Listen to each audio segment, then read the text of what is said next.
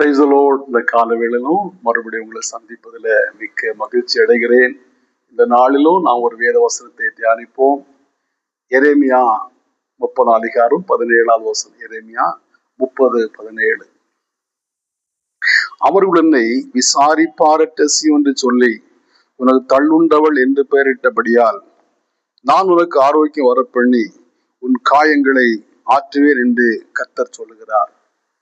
இந்த வசனத்துல நான் வாசிக்கிறோம், அவர்கள் உன்னை விசாரிப்பாரற்ற சீயோன் என்று சொல்லி உனக்கு தள்ளுண்டவள் என்று பெயரிட்டபடினாலே நான் உன் காயங்களை கட்டி உனக்கு ஆரோக்கியம் வர பண்ணுவேன் என்று கர்த்தர் சொல்லுகிறார்.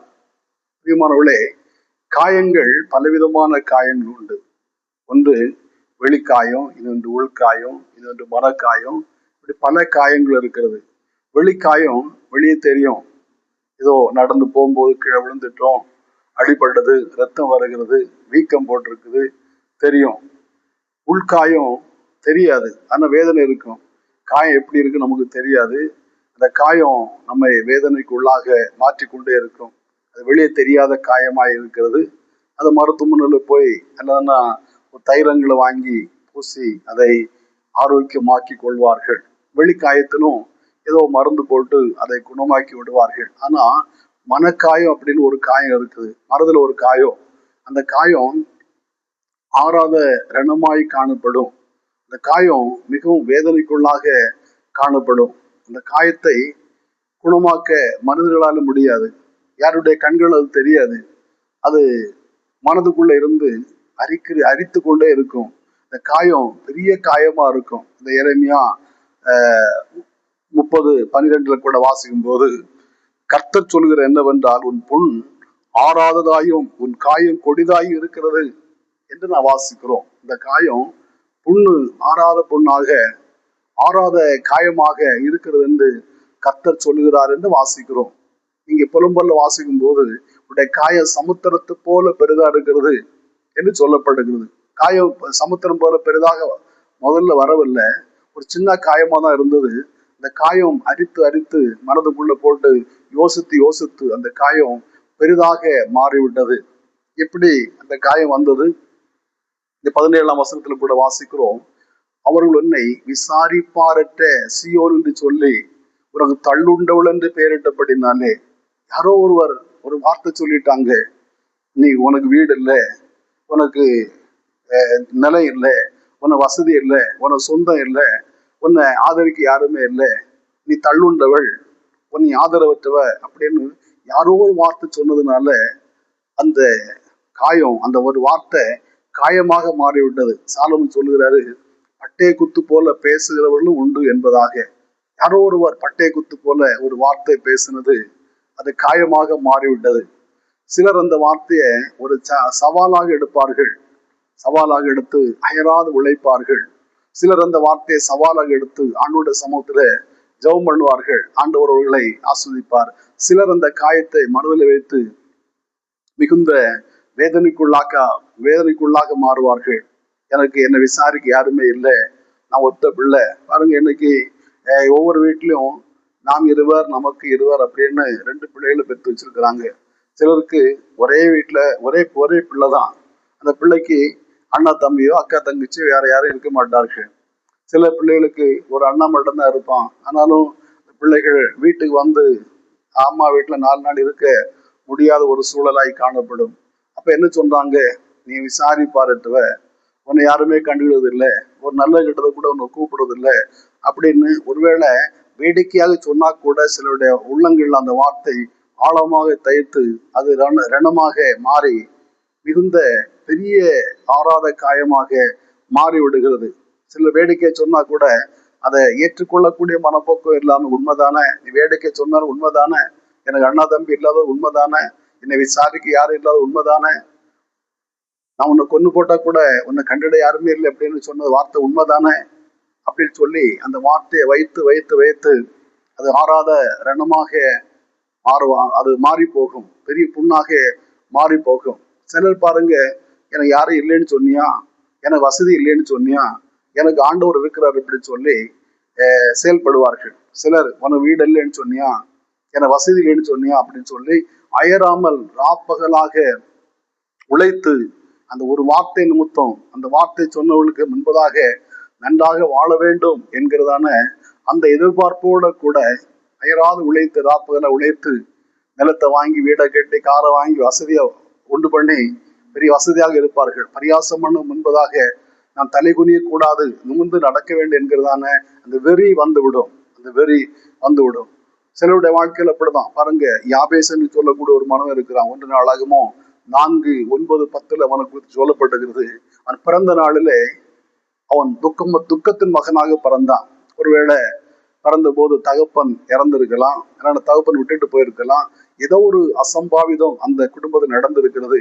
அந்த சகோதரி, நான் இவனை துக்கத்தோட பெற்றேன் என்று சொல்லி அவனுக்கு யாபேஸ் என்று பெயரிட்டா. அவனை கூப்பிடுற எல்லாருமே துக்கத்தின் மகனே, யாபேசே, துக்கத்தின் மகனே அப்படின்னு கூப்பிடுவார்கள்.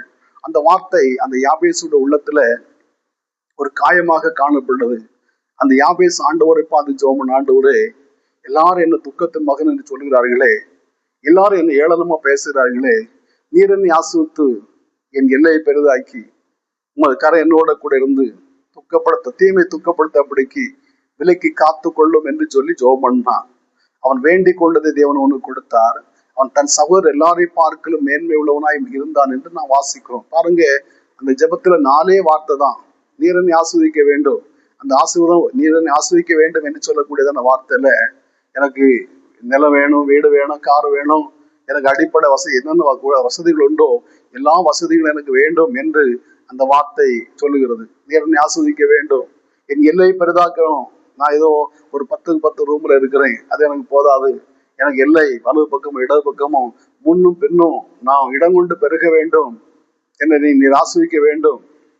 நான் சின்ன ஒரு வீட்டுல இருக்கிறேன், ஒரு கூரை வீட்டுல இருக்கிறேன், எனக்கு ஒரு மாடி வீடு வேணும் அப்படின்னு அந்த வார்த்தைகளை 4 வார்த்தை தான். ஆனா அந்த 4 வார்த்தைக்குள்ள ஆழமான ஏராளமான காரியங்கள் அடங்கி இருக்கிறது. அவன் ஆண்டவரை பார்த்து ஜெபம் பண்ணான். அவன் வேண்டிக் கொண்டதை தேவன் அவனுக்கு கொடுத்தார். மாத்திரமல்ல, அவன் தன் சகோதரர் எல்லாரையும் பார்க்கலும் மேன்மை உள்ளவனாய் காணப்பட்டான். நீ துக்கத்தின் மகன் என்று யார் யார் கூப்பிட்டார்களோ அவர்களுக்கு முன்பதாக அவன் துக்கத்தின் மகனாக அல்ல, ஒரு பெரிய மனிதனாக தன் சகோதரர் எல்லாரையும் பார்க்கலும் கனம் பெற்றவனாக, ஒரு ஆசிரிக்கப்பட்டவனாக காணப்பட்டான். அது ஆண்டுடைய உதவியை நாடினபடினாலே. இந்த வசனத்துல கூட நான் வாசிக்கிறோம், அவர்களும் அப்படி சொன்னாலும் நான் உன்னோட காயத்தை ஆற்றி இந்த காயங்களை குணமாக்குவேன், உன்னை சௌக்கியமாக்குவேன், உனக்கு ஆரோக்கியத்தை வரப்பண்ணுவேன்னு சொல்லுகிறார். இந்த காலவில் இந்த வார்த்தையை கேட்கிற உங்க வாழ்க்கையில கூட யாரோ ஒருவர் சொன்ன ஒரு வார்த்தைனாலே நீங்க துக்கத்தோடு, கவலையோடு, கண்ணீரோடு கூட காணப்படலாம். என்னுடைய வாழ்க்கையில இவ்விதமான ஒரு சம்பவம் வந்து விட்டதே, நான் இப்படி ஒரு துக்கத்தின் பிள்ளையாக மாறிவிட்டேனே, நான் விசாரிப்பாரட்டவனாய் மாறிவிட்டேனே என்று சொல்லி நீங்க ஒருவேளை துக்கத்தோடு இருக்கலாம். நீங்க ஆண்டோட உதவியை நாடுவீர்களானா அவர் உங்களை விசாரிக்கிறவர் என்று பேதுரு சொல்லுகிறார். அவர் உங்களை விசாரிக்கிறவர் ஆனபடியால் கவலைகள் எல்லாம் அவர் மேல் வைத்து விடுங்கள். ஒருவேளை உங்களை உடன் பிறந்தவர்கள் இல்லாம இருக்கலாம், உங்களை பெற்றவர்கள் தூரமா இருக்கலாம், உங்களை விசாரிக்க யாருமே இல்லாத ஒரு சூழலாய் காணப்படலாம், மனித விசாரிப்பு இல்லாம இருக்குமானாலும் ஆண்டவர் உங்களை விசாரிக்கிற தேவன். பாருங்க, அவர் பூமியை விசாரித்து அதுக்கு நீர் பாய்ச்சுகிறார் என்று வாசிக்கிறோம். பூமியை விசாரிக்கிற தேவன் உங்களை விசாரிக்காம இருப்பாரா? நீங்க அவருடைய கைக்குள்ள இருக்கிறீங்க. ஏசாயா 49:14 வாசிக்கும் போது, இதோ நான் உன்னை என் உள்ளங்கையில வரைந்து வைத்திருக்கேன்னு சொல்கிறாரு. ஆண்டுடைய உள்ளங்கையில வரைந்து வைத்திருக்கிறதான உங்களை அவரை விசாரிக்காம இருப்பாரா? உங்களை சுகச்செய்தி விசாரிக்காம இருப்பாரா? உங்களுடைய வசதிகளை விசாரிக்காம இருப்பாரா? உங்களுக்கு என்னென்ன தேவை என்பதை அவர் விசாரிக்காம இருப்பாரா? அவர் உங்களை விசாரிக்கிற தேவன். நாம் இங்க வாசிக்கிறோம், நான் உனக்கு ஆரோக்கியம் வரப்பண்ணி உன்னுடைய காயங்களை கட்டுவேன். என்ன பெரிய மனக்காயமா இருந்தாலும், நான் புலம்பல்ல வாசிக்கிறது போல சமுத்திரத்தை போல பெரிய காயமா இருந்தாலும் அவர் நம்முடைய காயங்களை கட்டி நம்மை ஆரோக்கியமாக்குற தேவனா இருக்கிறார். அப்ப எவ்வளவு பெரிய காயம் இருந்தாலும் ஆண்டோட சமூகத்துல போகும்போது அவர் நம்முடைய காயங்களை ஆற்றி நம்மை குணமாக்குற தேவன். அந்த ஆண்டோட சமூகத்துல நம்முடைய காரியங்களை சொல்லும் போது அவர் நம்மை விடுவிக்கிற தேவன். யார் நம்மை காயப்படுத்தினாலும், யார் நம்மை துக்கப்படுத்தினாலும், யார் நம்மை அளவைத்தாலும், யார் நம்முடைய வாழ்க்கையில நம்மை பரியாசம் பண்ணினாலும் அவர் நமக்கு துணை நிற்கிற தேவனாக இருக்கிறார். இந்த உலகமே எதிர்த்து வந்தாலும் அவர் மாத்திரம் நம்மோட கூட இருப்பாரானா நம்முடைய வாழ்க்கை மேன்மை உள்ளதாய் காணப்படும். ஒருவேளை உலகமே உங்களோட கூட இருந்து அவர் மாத்திரம் உங்களுக்கு இல்லாம இருப்பாரானா எவ்வளவு பேர் இருந்தாலும் அது பிரயோஜனம் இல்லை. உலகமே உங்களை சார்ந்து இருந்தாலும், உங்களுக்கு ஆதரவா இருந்தாலும், ஆண்டுடைய உதவி இல்லாவிட்டா ஒண்ணுமே இல்லை, ஒண்ணுமே இல்லை. ஆகையினாலே இந்த கால வேளையில் இந்த வார்த்தையை கேட்கிற உங்க வாழ்க்கையில கூட ஒருவேளை கைவிடப்பட்டவர்களாக, விசாரிப்பாரற்றவர்களாக, தனித்து விடப்பட்டவர்களாக, எல்லாரும் கைவிடப்பட்டவர்களாக, ஒருவேளை கணவனால் கைவிடப்பட்டவளா இருக்கலாம், பிள்ளைகளால கைவிடப்பட்டவளா இருக்கலாம், பெற்றோரால கைவிடப்பட்டவளா இருக்கலாம். ஆனா உங்களை நேசிக்கிற தேவன், உங்களுடைய காயங்களை கட்டுகிற தேவன், உங்களை ஆரோக்கியமாக்குற தேவன் இந்த கால வேளையில உங்களை நேசித்து உங்களோட இந்த வார்த்தையை பேசி கொண்டிருக்கிறார். ஆகையினாலே இந்த வார்த்தையை நீங்க அல்ல தட்ட வேண்டாம். உங்களுக்கு ஆரோக்கியம் வர பண்ணி உங்களுடைய மன காயத்தை ஆற்றும்படியாக ஆண்டோர் ஆயத்தமா இருக்கிறார். ஜெபிப்போமா? நல்ல பிதாவே, நன்றியோடு துதிக்கிறோம், வாழ்த்துறோம். இந்த வசனத்தை நாங்கள் வாசிக்கிறோமே, அவர்கள் உன்னை விசாரிப்பாரற்ற சீயோன் என்று சொல்லி உனக்கு தள்ளுண்டவள் பெயரிட்டார்கள். ஆகையினாலே நான் உனக்கு ஆரோக்கியம் வர பண்ணி உன்னுடைய காயங்களை கட்டுவேன்னு சொல்லுகிறீரப்பா. ஏசப்பா, உமக்கு சொந்த கால விழுந்த வார்த்தையை கேட்கிற அருமையான உங்களுடைய பிள்ளைகளுக்கு கூட இப்படிப்பட்டதான மனக்காயத்தோடு காணப்படலாம். விசாரிப்பார், எனக்கு என்னை விசாரிக்க யாருமே இல்லைன்னு சொல்லக்கூடியதான ஏக்கத்தோட கூட காணப்படலாம். தாவே உமக்கு ஸ்தோத்திரம். அவளை விசாரிக்கிற தேவன் நீர் ஒருவர் இருக்கிற என்பதை அவளை அறிந்து கொள்ளட்டும். நீருக்கு அவளுடைய காயங்கள் எல்லாம் ஆற்றி அவளை குணமாக்குற தேவன் என்பதை அறிந்து கொள்ளட்டும்ப்பா. ஏசப்பா, உமக்கு ஸ்தோத்திரம். மனுஷன் விசாரிக்க போனாலும் நீர் விசாரித்து நடத்துகிற தேவனா இருக்கிறீரே. உங்களுடைய விசாரிப்புக்குள்ள இருக்கிறதா நம்முடைய பிள்ளைகள். நாங்கள் ஏசல வாசிக்கிறோம், உன் மதர்கள் எப்போது எனக்கு முன்பதாக இருக்கிறது சொல்லப்படுகிறப்பா. நாங்கள் எப்போதும் உமக்கு முன்பதாய் காணப்படுகிறோம்.